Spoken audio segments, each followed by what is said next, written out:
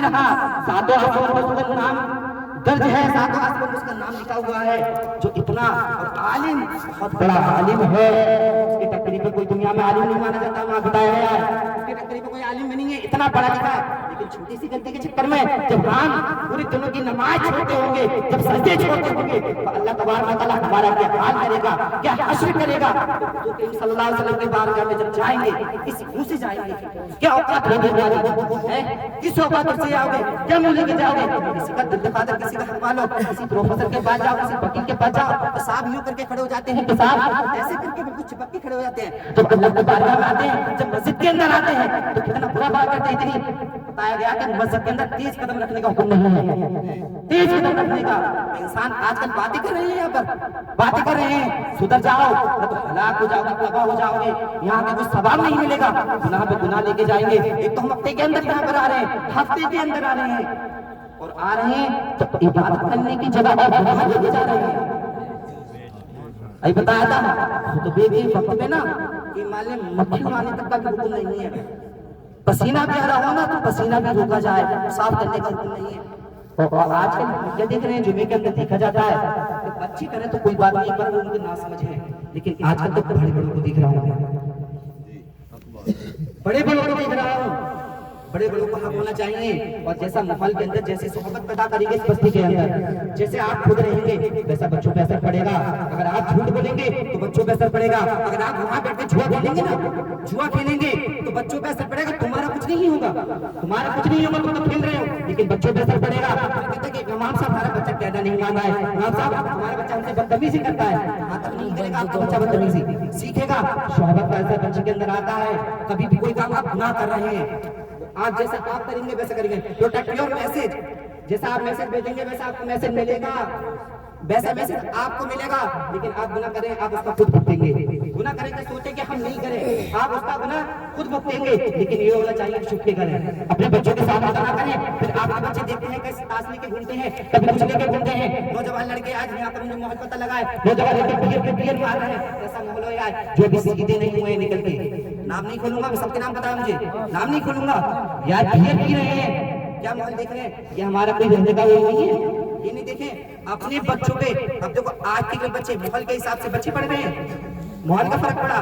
جب آپ اپنے بچوں کو کوشش کریں تو گناہوں سے بچیں. اللہ کی بارگاہ میں مجھے بھی جانا ہے, آپ کو بھی جانا ہے, سب جائیں گے, اور آپ کے بچے ہی پڑھیں گے. اگر آپ کے بچے حافظ قرآن ہوں گے نا, جس وقت حافظ قرآن کے ماں باپ کو جب صلہ ملے گا نا, تو لوگ التجا کریں گے کہ کاش ہمارا بچہ حافظ قرآن ہوتا. لوگ التجا کریں گے, اللہ سے کہیں گے کہ کاش ہمارا بچہ بھی حافظ قرآن ہوتا. التجا کریں گے. یہ دنیا کی ڈگریاں کسی کام کی آنے والی نہیں ہے, یہ ڈگریاں ڈگری وغیرہ کوئی کام آنے والی نہیں ہے. میں یہ نہیں کہتا کہ اپنے بچوں کو, اپنے بچوں کو تمام تعلیم دیں, لیکن پہلے اس سے پہلے علم دین سکھائیں. جب علم دین سکھائیں گے تو آپ کی فرمانبرداری کرے گا, آپ کی عزت سمجھے گا, عزت سمجھے گا. زیادہ سے زیادہ علم دین سکھائیں. مجھے کچھ نہیں چاہیے, میں بھی یہ کہتا ہوں مجھے کچھ نہیں چاہیے, اپنے بچوں کو بس پڑھنے بھیجو. کتابیں میری طرف سے, کتابیں میں دوں گا. 1000 کیا جتنی کی دیں گے, کاپی پینسل سب کا خرچہ میں دوں گا. آج میں یہاں پہ اعلان کر رہا ہوں, اسے جتانے کے لیے نہیں, میں دوں گا اس بات کا. لیکن اپنے بچوں کو زیادہ سے زیادہ پڑھنے بھیجیں. اور یہ نہیں سوچیں, دیکھو ایک بات اور, کہ امام صاحب اس بات کی میں نے ایک بار سنی تھی, دیکھو کوئی بات نہیں ہے, آپ کو بری والی بات نہیں ہے کہ یہاں پر فاتحہ کا ہمارے امام صاحب اکیلے ہیں, اور بچے بھی یہاں پہ ماشاءاللہ بہت اچھے انداز میں بچوں سے فاتحہ لگوائیں. بچوں سے فاتحہ لگوائیں, یعنی بچے پڑھے لکھے نہیں ہیں, بچے حفظ کر رہے ہیں, بچے قرآن پڑھ رہے ہیں. یہ مان لیں بچے جو میرا سکھا ہوا ہے بچہ وہی سیکھے ہوئے ہیں, اور میں بھی اپنے کسی استاد سے سیکھا ہے, یہ نہیں بڑے عالم سے سیکھے ہوئے ہیں. اور جیسے ہی بچوں کو صحبت کا اثر ملے گا, بچوں سے فاتحہ خوانی کروائیں. یہ نہیں کہ بچہ تو ذرا سا رہا ہے, ارے بچہ بالغ ہو جاتا ہے نا 7 سال کے بعد, اگر 12 سال کا بچہ ہے تو وہ نماز پڑھ سکتا ہے, اس کی داڑھی ہے. آپ کو اس کے پیچھے نماز پڑھنی پڑے گی, نماز پڑھنی پڑے گی. یعنی کہ چھوٹا ہے اس کی داڑھی نہیں ہے, ایسا کچھ نہیں. وہ علم میں آپ سے زیادہ ہے, علم میں آپ سے زیادہ ہے. اور حافظ قرآن اور ایک طالب علم کا پتہ ہے ادب کتنا ہے, ادب اتنا ہے کہ اس کے ماں باپ بھی اس سے آپ کرتے ہیں. اتنا ادب بتایا گیا ہے. اگر کوئی عالم بیٹھا ہے نا, نماز کا ٹائم نکلا جا رہا ہے, تو جو بڑا بے بغیر پڑھا لکھا انسان ہے تو اس کو اتنا بھی حکم نہ کہ ایک عالم سے یوں بھی کہتے نماز کا ٹائم ہو گیا, اتنا بھی حکم نہیں ہے. عالم کا کتنا ادب بتایا اللہ حضرت تعالیٰ نے. دیکھیں اتنا ادب بتایا ہے.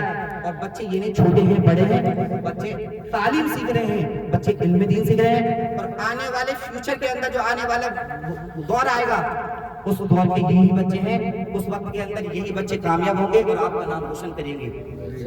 اور اس بستی کا سب بستیوں سے زیادہ نام چل رہا ہے اس وقت. میں باہر جاتا ہوں, سننے میں آتی ہے تو اس بستی کے اندر بہت اچھی پڑھائی ہو رہی ہے, لیکن وہ یہ نا گھر کی مرغی دال برابر, گھر کی مرغی دال برابر.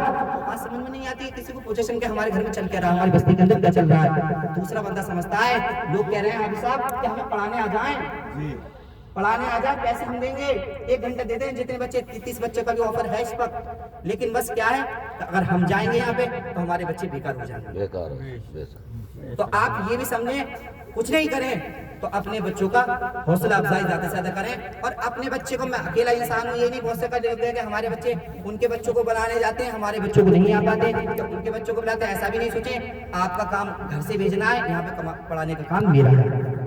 جتنی کوشش مجھ سے ہوگی, جتنا ٹائم مجھ سے لیا جائے گا, میں بچوں کو دوں گا اور بچوں کو بلا کر بھی لاؤں گا, ایسا نہیں بلا کے لاؤں گا. لیکن میں اکیلا انسان ہوں. آپ یہ کریں کہ اپنے بچوں کو زیادہ سے زیادہ خود لے کے آئیں اور خود چھوڑ کے جائیں اور طالب پڑھائی کی تعلیم سکھائیں.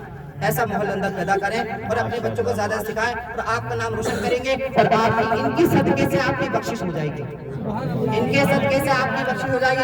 عیسیٰ علیہ السلام کا واقعہ میں نے پچھلی بار بتایا تھا, اور یہ واقعہ مجھے بہت اچھا لگتا ہے. ایک بار عیسیٰ علیہ السلام ایک قبرستان سے گزرتے ہیں, اور گزرنے کے بعد جب وہاں سے آتے ہیں, ایک باپ کی قبر میں عذاب ہو رہا ہے. اس کے قبر کے اندر آگ کے توپ پڑے ہوئے تھے, سانپ کی چوس کو ڈس رہے ہوتے ہیں, آگ کے شعلے دہک رہے ہوتے ہیں. اللہ تبارک و تعالیٰ کی بارگاہ میں عرض کرتے ہیں, یا اللہ ذرا تو یہ تو بتا کہ اس کی قبر کے اندر عذاب اتنا کیوں ہو رہا ہے. تو بتاتے ہیں انسان گنہگار تھا, شیعہ تھا, بدوا تھا, جھوٹ بولتا تھا, مرتا تھا, نماز قضا کرا کرتا تھا. اس وجہ سے اللہ تبارک و تعالیٰ کی بارگاہ میں جب یہ آیا ہے قبر کے اندر تو اس پہ عذاب ہو رہا ہے.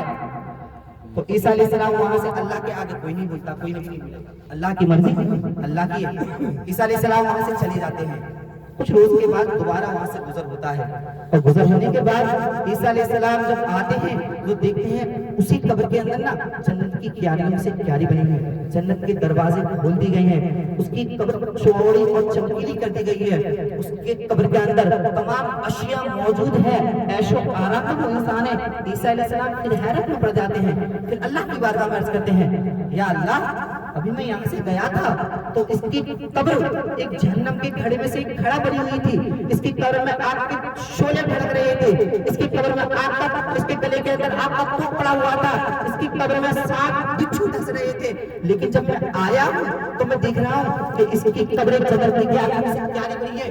ماجرا کیا ہے؟ اور عیسیٰ اللہ تبارک و تعالیٰ فرماتا ہے, جب یہ شخص مرا تھا, جب یہ شخص دنیا سے گیا تھا, تو دنیا سے جب گیا تھا نا تو اس کی بیوی حاملہ تھی, اس کی بیوی پریگننٹ تھی, اس کی بیوی پیٹ سے تھی. جب اس کا بچہ, وہ بچہ جب یہ چھوڑ کے آیا تھا, اس کا انتقال ہوا تھا, تو وہ بچہ پیدا ہو گیا ہے اور 3-4 سال کا ہو گیا ہے, بس زیادہ نہیں 3-4 سال کا ہو گیا ہے.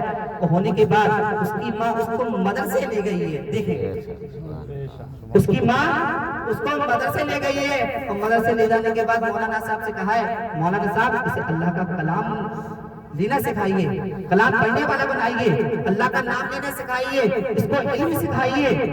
تو وہ مولانا صاحب کہتے ہیں کہ آپ جائیں اپنے بچوں کو چھوڑ جائیں, اور چھوڑ جانے کے بعد وہ مولانا صاحب اس بچے کو اپنے پاس بلاتے ہیں, اور بلانے کے بعد کہتے ہیں, بیٹا پڑھو بسم اللہ الرحمن الرحیم, پڑھو بیٹا بسم اللہ الرحمن الرحیم, پڑھو بیٹا بسم اللہ الرحمن الرحیم. وہ بچہ اپنی توتلی زبان سے بسم اللہ الرحمن الرحیم پڑھتا ہے, بسم اللہ الرحمن الرحیم پڑھتا ہے, بسم اللہ الرحمن الرحیم پڑھتا ہے. جب وہ بسم اللہ الرحمن الرحیم پڑھتا ہے تو مولانا صاحب اس بچے سے کہتے ہیں کہ اے بچے سائیڈ میں جا اور جا کے اللہ کا نام یاد کر, نام یاد کر. وہ بچہ سائیڈ میں جا کے توتلی اپنی زبان سے بسم اللہ الرحمن الرحیم پکارتا ہے, بسم اللہ الرحمن الرحیم پکارتا ہے, بسم اللہ الرحمن الرحیم پکارتا ہے. تو اللہ تبارک و تعالیٰ کہتا ہے کہ جس کا بچہ مجھے رحمان الرحیم پکارے, میری خدائی کو یہ دعویٰ نہیں ہوتا, میری خدائی کو یہ گوارا نہیں ہوتا کہ اس بچے کو میں عذاب دوں. اللہ تبارک و تعالیٰ نے اس بچے کی بسم اللہ الرحمن الرحیم پڑھنے کی وجہ سے اس کے بعد عذاب نہیں دیا, اسے को जन्नत की क्यारी से जन्नत के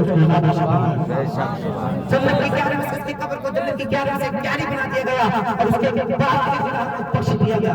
सोचे खाली बच्चे ने बिस्मिल्लाहिर्रहमानिर्रहीम पढ़ा तो उसके बाप के अजाब, उसके बाप की बख्शिश हो गई, उसके बाप की कब्र जन्नत की क्यारी में से एक क्यारी बन गई, उसके बाप की कब्र, उसके बाप की कब्र इतनी अच्छी जगह, इतनी चौड़ी चमकीली कर दी गई जो कहीं आग का घड़ा बनी हुई थी, जहन्नम की आग घड़ा बनी हुई थी, उसके बाप खाली बिस्मिल्लाहिर्रहमानिर्रहीम पढ़ गए। तो आप लोग अंदाजा लगाए, सोचें जिसका बच्चा हाफिज़ कुरान बन जाए, जिसका बच्चा कुरान करीम पढ़ने वाला बन जाए, जिसका बच्चा मुस्तफा करीम की नाते गुनगुनाने वाला बन जाए और जिसका बच्चा आलिम दीन बन जाए, उसके बाप की शान का आलम क्या होगा?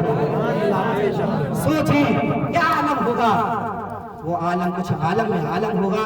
और ये हो कि अपने बच्चों को ज्यादा से ज्यादा इल्म दीन सिखाएं और मेरे कहने में जो भी गलती हो अल्लाह तबारक व तआला से माफ फरमाए और ज्यादा से ज्यादा आज की रात इबादत करें, दुरूद शरीफ पढ़ें, अगर ज्यादा कुछ नहीं कर सकते दुरूद शरीफ पढ़ें, नफल पढ़ें, कज़ा नमाज पढ़ें और जो इंसान कुरान शरीफ पढ़े हो सलात व तस्बीह की नमाज पढ़े। कोई इंसान अगर सलात व तस्बीह की नमाज आज की रात पढ़ेगा उस पे जहन्नम की आग हराम कर दी जाती है। सुभान अल्लाह, उस पे जहन्नम की आग हराम। आज हम सोचें हम कितने बेकार हैं, सोचें अपनी बात पे, हम ये नहीं हम बेकार कर रहे हैं, सोचें हम कितने बिल्कुल इस बात से गुजर रहे हैं हमारे नसीब के अंदर कि हम नहीं पढ़ पाए। और देखो ये कितना अच्छा मौका कि हम सलात व तस्बीह की नमाज भी नहीं पढ़ पाए। हमें इस बात पे ना थोड़ा अफसोस होना चाहिए, हम खुद भी सोचें इस बात को कि हम कितने पीछे हैं, हम किस बात के मुसलमान हैं, किस बात के मुसलमान हैं। अपने बाप को गौर करें कि हम कितने हैं कि हम कुरान नहीं पढ़ पाए, कोई नहीं है, हम देखो ज्यादा पढ़ाई नहीं कर पाए कोई नहीं, लेकिन हम मुसलमान हैं, लेकिन हमसे नमाज पढ़नी भी नहीं आती। कितना अफसोस करें अपने ऊपर, सोचें कि हमसे एक नमाज पढ़नी नहीं आती। अपने बच्चों को सिखाएं, खुद भी सीखें, ज्यादा से ज्यादा दीन सीखें। और मेरे कहने में जो गलती है किसी को बात को बुरी लगी है आज ही, क्योंकि आज बख्शिश की रात है, और किसी को मेरी बात बुरी हो उससे तहे दिल से माफी चाहता हूँ। मेरे कहने में जो गलती हो अल्लाह तबारक व तआला से माफ फरमाए। व मा अलैना इल्लल बलाग। अस्सलामु अलैकुम व रहमतुल्लाहि